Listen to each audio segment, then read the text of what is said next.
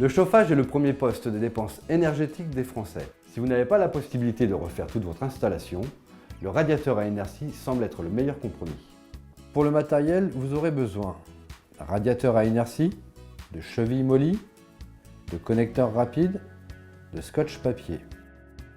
Pour les outils, vous aurez besoin d'une pince à expansion, d'une perceuse visseuse, d'une pince à dénuder, d'un niveau à bulles, d'un tournevis, d'un marteau, d'une pince coupante, d'un mètre. Avec un radiateur à inertie, retrouvez les qualités d'un chauffage central, doux, homogène et durable.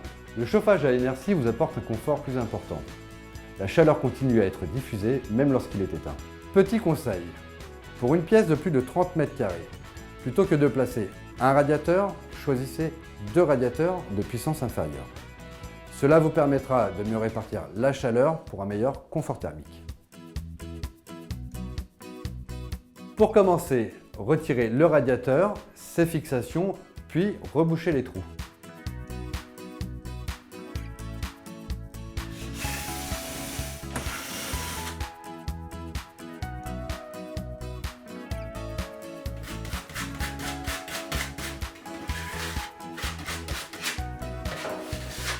Présentez votre radiateur en laissant au moins 15 cm au-dessus du sol.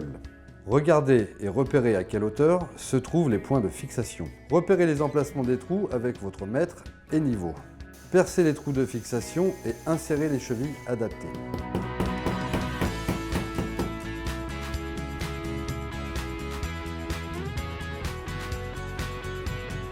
Positionnez le radiateur en situation et ajustez la longueur du câble.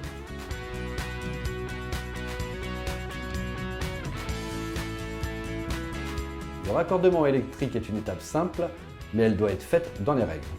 Coupez l'alimentation électrique. Dégagez les fils de la prise murale existante et raccordez-les à ceux du radiateur. Dénudez les fils du cordon de votre radiateur et raccordez-les au circuit d'alimentation via des dominos ou des connecteurs rapides. Après avoir remonté le radiateur sur son support et remis le courant, vérifiez le bon fonctionnement.